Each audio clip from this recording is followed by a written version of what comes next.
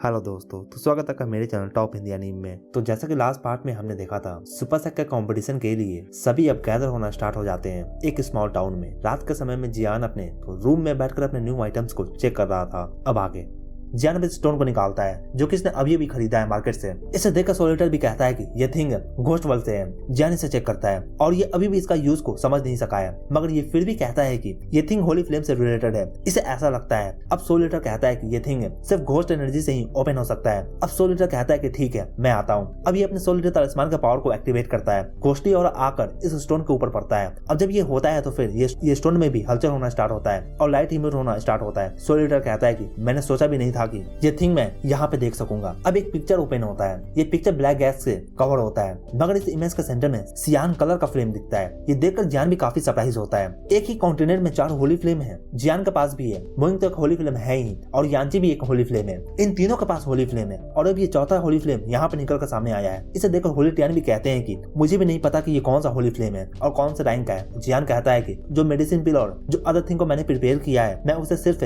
24th rank के या फिर इससे वीक होली फ्लेम को ही मैं एब्जॉर्ब कर सकूंगा। सोल ईटर कहता है कि ये घोस्ट फेस सोल फ्लेम है। सोल ईटर कहता है बच्चे खुश मत हो, अभी तुम्हारे ह्यूमन वर्ल्ड से नहीं है, ये मेरे घोस्ट वर्ल्ड से है। ये कहता है कि तुम इस फ्लेम के ओरिजिन के बारे में जानना चाहते हो, तुम्हें मुझे एक कंडीशन को प्रॉमिस करना होगा। सोल ईटर कहता है अगर तुम्हारा लक सही रहा और अगर तुम इसे कंज्यूम करना चाहते हो तो फिर तुम्हें मेरे साथ घोस्ट वर्ल्ड चलना होगा। जैन इसकी बातों को सुनकर इसे मान लेता है, हालांकि ये भी नहीं जानता कि इसके बातों का क्या मतलब है। घोस्ट वर्ल्ड में इस फ्लेम का जन्म हुआ है। जब ये फ्लेम जन्मा था तो फिर ये काफी वीक था। उस टाइम ये काफी घोस्ट के सोल को डिवॉल्व किया और ये काफी ज्यादा भयानक और काफी ज्यादा क्रूल बन गया। अगर तुम इसे डिवॉल्व करते हो तो फिर इसके साथ घोस्ट एनर्जी भी तुम्हारे बॉडी में आएगा, और घोस्ट एनर्जी एक ह्यूमन के बॉडी में क्या कर सकता है ये तो बताने का जरूरत ही नहीं है। पहले जो इस होली फ्लेम को एब्जॉर्ब किया था वो एक घोस्ट मॉडल था, और ये होली फ्लेम काफी ज्यादा कंटामिनेटेड हो चुका है। उसके कारण से इसे सॉल्व करना काफी इजी है, मगर इसके इफेक्ट को झेल पाना काफी ज्यादा डिफिकल्ट है। टोटल 36 होली फ्लेम होते हैं और ये सभी अलग अलग एट्रीब्यूट और अलग अलग पावर के होते हैं, और ये सभी अलग अलग लोकेशन पे जन्म लेते हैं। जैसे कि ये फ्लेम ये घोस्ट वर्ल्ड में जन्मा है, और दूसरे भी होली फ्लेम है जो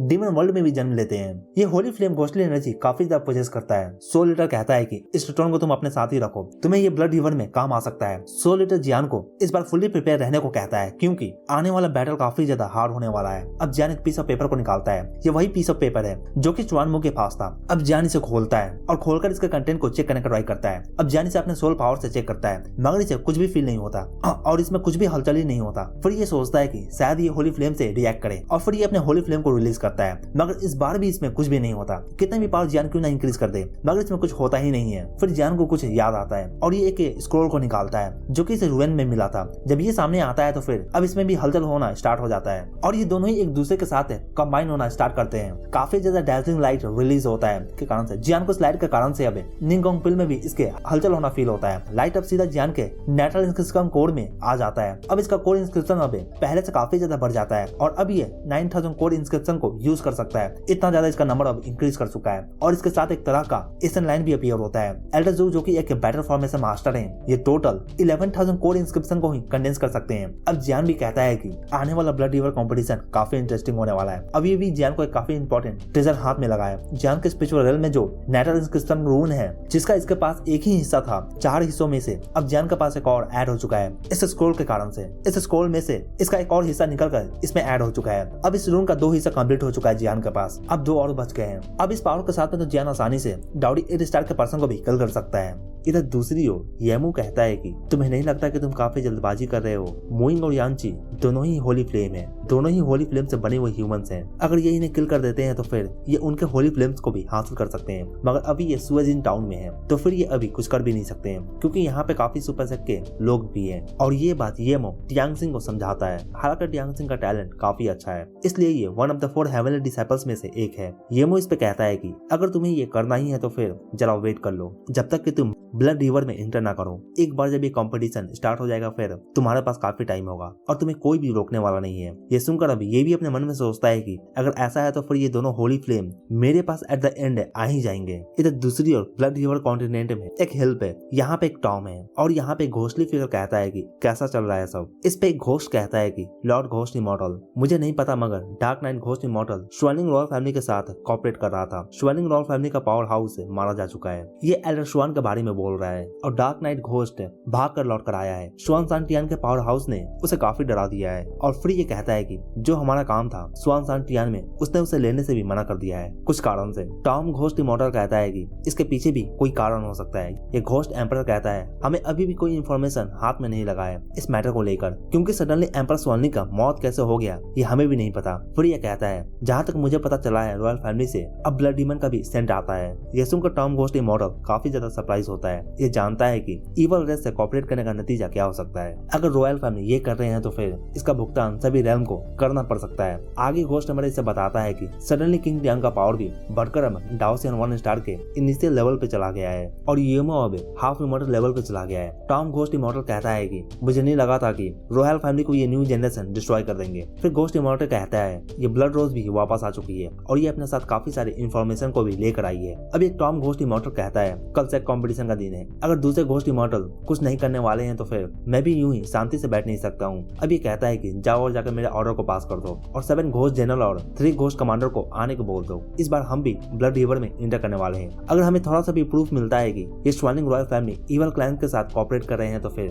हम स्वान सांटियान पे अटैक कर देंगे। इधर दूसरी ओर एस्ट्रोलॉजी वैली में एक एशियन टेंपल में एक ओल्ड मैन जो कि एक प्रीस्ट है ये कहता है कि डिजास्टर आ रहा है और इसे कोई भी रोक नहीं सकेगा। जियान अब ये तुम पे ही डिपेंड करता है कि आगे तुम अब क्या करते हो। अब नेक्स्ट मॉर्निंग हेवनली हॉल के लोग जियान से कहते हैं कि जियान थैंक्स तुम्हारे मैजिकल पिल के लिए, तुम्हारे मैजिकल पिल के कारण से ही हमारा इंजरी हील भी हो सका है। फायगल जो कि W9 स्टार के 5th रैंक पे है ये अपने पावर को हाइड किए हुए है और काफी हद तक सप्रेस भी की हुई है। यांची भी इसे डिटेक्ट नहीं कर पाते, शायद ये फायर एल्फ है इस कारण से। इधर मुइंग के साथ अब यांची भी आते हैं और ये आकर जियान से कहते हैं कि मुझे कुछ डार्क डिजीज है, इसे हील करने के लिए मुझे ब्लड रिवर से कुछ चाहिए होगा। तो जियान से कहता है कि तो क्या आप भी हमारे साथ आ रहे हो? अगर ये साथ आ रहे हैं तो फिर इनका पावर के साथ में जियान को तो चांस भी नहीं मिलेगा एक होली फ्लेम को हासिल करने का। हालांकि ये कहते हैं कि जब मैं इंटर करूंगा तो फिर मेरा पावर काफी हद तक सप्रेस हो जाएगा और मैं डाउडी 8 स्टार के पावर को ही यूज कर सकूंगा, मगर तुम मुझे फिर भी आसानी से डिफीट कर सकते हो क्योंकि मैं अपने पावर को फुली अभी यूज नहीं कर सकता हूँ अपने डिजीज के कारण से। तो तुम्हें मेरा हेल्प करना होगा वहाँ पे अंदर में। जियान मन में सोचता है कि अगर ये जाते हैं और इन्हें कोई जूनियर डिफीट कर देता है तो फिर ये एक लाफिंग स्टॉक बनकर रह जाएंगे। खैर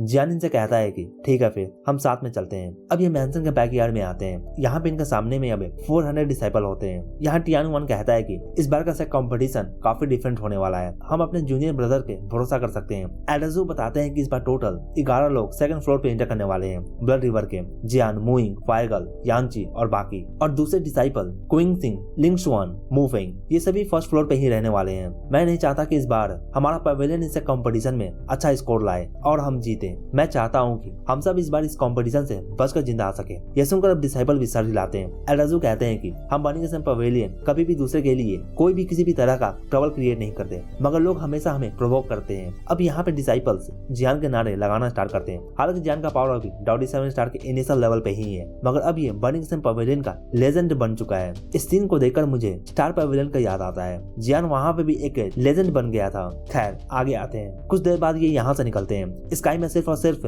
लोग ही दिख रहे होते हैं और ये सभी एक सडन डायरेक्शन की ओर जा रहे होते हैं। जब ये ब्लड रिवर के एंट्रेंस के पास आ जाते हैं फिर एक आवाज आता है, मैं इस ब्लड रिवर का गार्डियन हूँ। ये भी एक इमॉर्टल फाइटर ही है। अब ब्लड रिवर का सील भी ओपन होता है। जो भी डाउडी 7 स्टार के नीचे हैं वो सिर्फ 1st फ्लोर पे ही रह सकते हैं और डाउडी 7 स्टार और इससे ऊपर वाले ये 2nd फ्लोर पे भी जा सकते हैं। इस टाइम पे यहाँ पे काफी सारे सुपर सेक के डिसाइपल प्रेजेंट है और ये भी काफी स्ट्रॉन्ग है। एक बार जब ये इंटर करते हैं फिर ये एक दूसरे के एनिमी बन जाएंगे। टियानु वन कहता है कि हम इसमें बाद में इंटर करेंगे, हम 11 लोगों को एक साथ होना होगा, हम 2nd फ्लोर पे जाने वाले हैं। इंटर करते हुए हम एक दूसरे से अलग भी हो सकते हैं, तो हमें एक दूसरे के ऑरा पे ध्यान देना होगा इंटर करने के समय में, ताकि हम एक दूसरे से बिछड़ ना जाए। जियान इस कंपटीशन में फर्स्ट टाइम इंटर कर रहा है तो फिर इसे इन्फॉर्मेशन भी चाहिए होगा अंदर के बारे में। जियान कहता है कि तो फिर हम इसमें से बाहर कैसे आएंगे। इस पर टियांग वन कहता है कि इस ब्लड रिवर के सेंटर में एक जगह है जहाँ पर टेलीपोर्टेशन सर्कल बना हुआ है और वहीं पे फाइनल बैटल भी होने का संभावना है रॉयल फैमिली के साथ में। जियान भी पूछता है कि अगर इसके अंदर कोई मारा जाता है या फिर कोई इंजर होता है तो फिर इसमें कोई प्रॉब्लम तो नहीं होने वाला है। टियान युआन इस पे कहता है कि हाँ।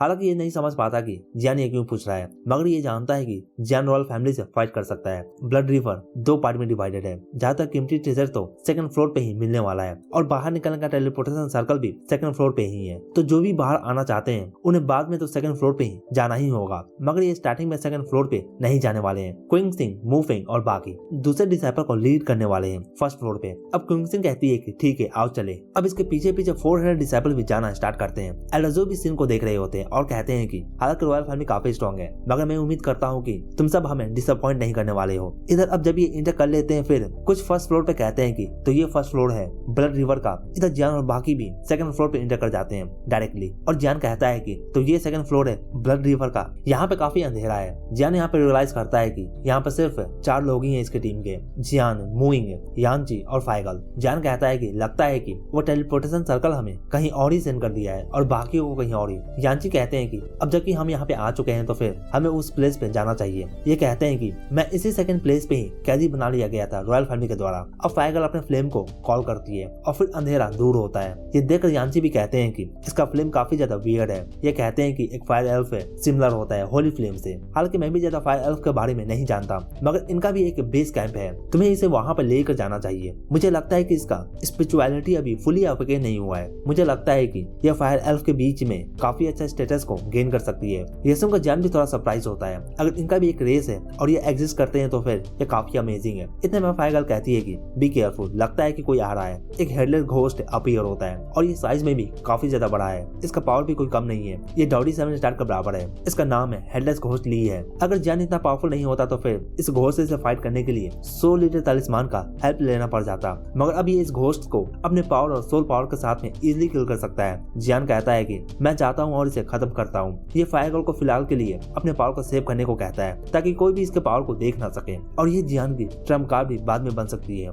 जियान आगे बढ़ता है और इस घोस्ट को देखता है। इस घोस्ट के पास है, इसका हेड नहीं है और ये साइज में भी काफी ज्यादा बड़ा है। जियान यहाँ पे अब एक जोरदार अटैक को लॉन्च करता है। इस टाइम पे जियान 1 पाल्म और 1 फिंगर अटैक का यूज करता है। घोस्टली जियान के अटैक को देखकर ये पीछे भी नहीं हटता और ये सीधा आगे बढ़ता है और जियान के अटैक से हिट होता है। हिट होने के बाद कोई बड़ा सा एक्सप्लोजन नहीं होता है, जैसा कि जियान भी सोच रहा था। ऐसा लगता है कि जियान का अटैक है इसके बॉडी के अराउंड डिसअपियर हो गया हो। अब तुरंत एक घोस्ट डैगर अपीयर होता है इस घोस्टली के हाथ में और ये आगे बढ़कर अब जियान पे अटैक करता है। हालांकि जियान इसके अटैक को आसानी से डॉज करता है। जियान अब अपने एनिमी को अंडरएस्टिमेट नहीं करता और ये अपने हैवी स्वॉर्ड को भी बाहर निकालता है। इधर यानची भी कहते हैं कि ये घोस्टली ने अभी कुछ देर पहले एक नंबर को कहा था 997। इसका मतलब है कि ये इतने सारे ह्यूमन को डिवावा कर चुका है। अगर ये और 4 ह्यूमंस को डिवावा कर लेता है तो फिर ये अपने आप को इवॉल्व भी कर सकेगा और फिर ये एक पावरफुल घोस्ट में भी इवॉल्व हो सकेगा। शायद इसका हेड भी वापस आ जाएगा, फिर इसके पास हाई लेवल इंटेलिजेंस भी हो जाएगा फिर, और जब ये इवॉल्व होगा तो फिर इसके पास चांस भी होगा एक अच्छे थिंग को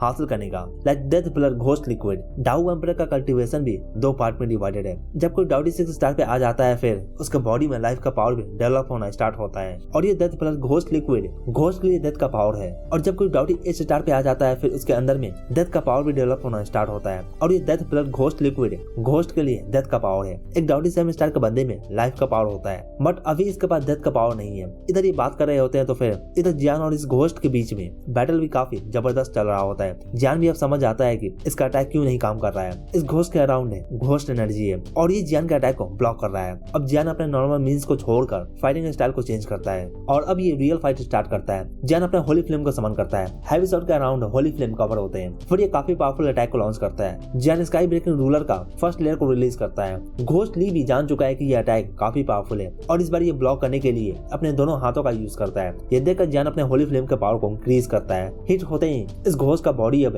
काफी ज्यादा डार्क हो जाता है और अब इसके अंदर में एनर्जी भी काफी ज्यादा भर जाता है, जैसे कि ये अब एक्सप्लोड ही कर जाएगा। घोस्ट भी बिना देरी किए हुए अब यहाँ से भागना स्टार्ट करता है। ये देखकर यानची जियान को इसे भागने से रोकने के लिए कहते हैं। जैसे उनका जियान भी कहता है कि डोंट वरी, ये भाग नहीं सकेगा। जियान अपना सोल पावर होली फ्लेम का पावर को यूज करता है। फिर ये इस घोस्ट को सप्रेस करना स्टार्ट करता है और अब ये घोस्ट भी साइज में काफी ज्यादा छोटा होने लगता है। इतने में जियान को एक आवाज भी सुनाई देता है और ये आवाज फैमिलियर आवाज है। यहाँ पे थोड़ी दूरी पे एक हिल पे ये आवाज कहता है कि मैं नहीं जानता कि किंग शॉनी ने कैसे किया, मगर अभी ये एरिया किंग शॉनी के कंट्रोल में है, तो फिर फेल होने का चांस तो बिल्कुल भी नहीं है। ये बंदा भी होली फ्लेम के पीछे पड़ा हुआ है। इस बारी से किंग शॉनी ने एक मिशन दिया है कि होली फ्लेम के एरिया में जाकर हिडन थिंग को ढूंढने के लिए और उसे लेकर आने के लिए, जहाँ पे यंग डॉन भी मारा गया था। इधर जियान को इस घोस्ट ली से 2 पिल मिलता है। ये 2 पिल मेडिसिन पिल के जैसा दिखता है, मगर ये रियल में मेडिसिन पिल नहीं है। ये काफी ज्यादा भयानक दिखता है। यानची कहते हैं कि ये actually death blood ghost liquid है। ये सुनकर जियान भी थोड़ा सरप्राइज होता है। इसने भी थोड़ा बहुत इस बारे में सुना है। यानची कहते हैं कि अगर कोई इसे यूज करे तो फिर उसके बॉडी में डेथ का पावर भी फॉर्म हो सकता है थोड़ी देर के लिए, और अगर कोई डाउडी 7 स्टार पे हो तो फिर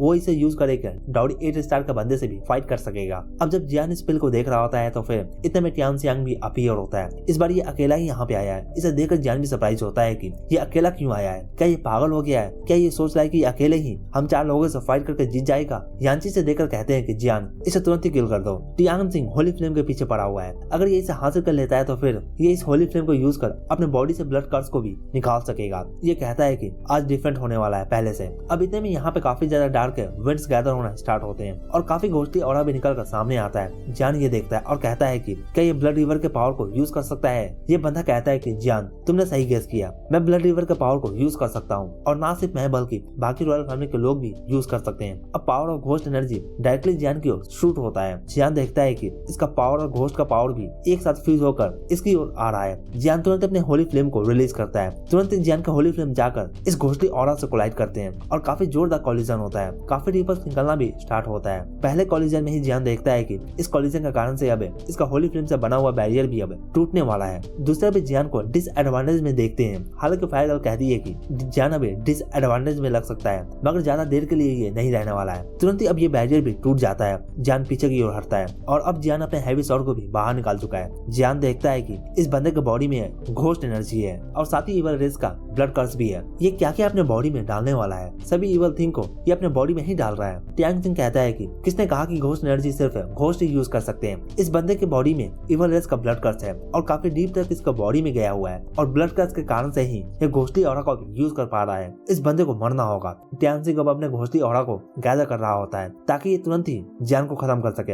इधर जियान अपने होली फ्लेम का पावर को इंक्रीज करता है और फिर जोरदार हैवी स्वॉर्ड से अटैक करता है। Flame giant ruler. Ghostly aura फिर होली फ्लेम एक दूसरे से एक साथ फिर से कोलाइड करते हैं और इस बार होली फ्लेम इस घोस्टली ऑरा को डिवावर ही कर लेता है। अब टियांग सिंह भी कहता है कि क्या चल रहा है यहाँ पे। जियान कहता है मैं ज्यादा अपने पावर का यूज नहीं करना चाहता था मगर अब मुझे यूज करना ही होगा। अब नेक्स्ट मोमेंट टियांग सिंह अपने अराउंड घोस्टली एनर्जी को डिवावर कर लेता है और ये एनर्जी इसके बॉडी में एंटर करते हैं। तुरंत ही ये काफी ज्यादा भयानक दिखता है और अब तो इसका बॉडी से घोस्टली एनर्जी भी रिलीज होकर एक घोस्ट की तरह और ये मेटेरियलाइज हो जाता है जैसे कि एक रियल ह्यूमन हो। अब ये घोस्ट फिगर जियान की ओर आगे बढ़ते हैं और इसे देखकर ऐसा लगता है कि थाउजेंड्स ऑफ घोस्ट इसका बॉडी से निकलकर सामने आ रहे हो और ये एक साथ जियान की ओर आगे बढ़ रहे हैं। ये देखकर जियान भी अपने new skill finger in the sky का यूज करता है। तुरंत स्काई से काफी पावरफुल फिंगर निकलकर सामने आता है और जियान का होली फ्लेम अपने सामने आने वाले घोस्ट को भी बर्न कर रहा होता है और इसका फिंगर भी डिस्ट्रॉय करता है इन सभी को। इस टाइम पे टियांग सिंह को रियलाइज होता है कि इसने होली फ्लेम का पावर को अंडर एस्टिमेट किया है। इधर जब ये खुद के बॉडी में देखता है तो फिर एक हैंड के साइज में इसका बॉडी के अंदर में होल बना होता है और इससे काफी ज्यादा ब्लड भी निकल रहा होता है। ये फील कर सकता है कि इसका वाइटैलिटी भी अब काफी ज्यादा कम हो रहा है। जियान कहता है कि